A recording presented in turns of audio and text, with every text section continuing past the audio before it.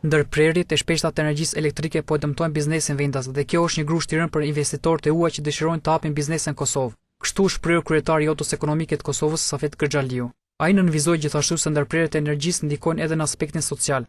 Sipas tij, është e papranueshme të lihet populli pa energji në temperatura -27 gradë.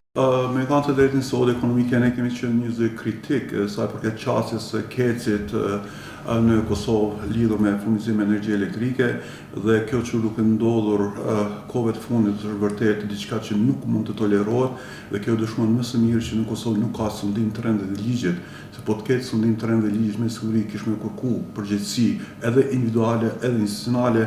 Kërxhaliu shprehu për Tribuna Channel shqetësimin se biznesi po heziton të kërkojë kompensim ekonomik për shkak të brendësisë së ligjit dhe i ka vlerësuar të përpranueshme këtë situatë.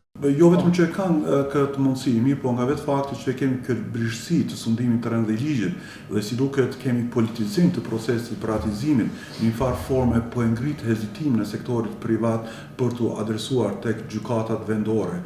Problemi është që kemi të bëjmë me procedura burokratike dhe kërkush nga bizneset nuk dëshiron të investojë në ngritjen e padive kur dihet që ato ose do të hudhen ose do të marrin kohë 5 deri në 6 vjet.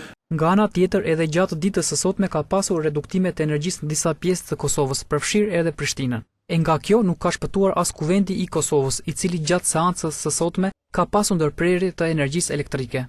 Po për mungesën e furnizimit me energji, sot kanë protestuar edhe banorët e kodrës së trimave në Prishtinë. Ata kundërshtuan ndaljen e energjisë dhe fryrjen e faturave. Kedës ka njoftuar ditë më parë se ka dalë nga prodhimi bloku A4 dhe përpasoj është vështirësuar furnizimi me energji elektrike në tërë territorin e Kosovës.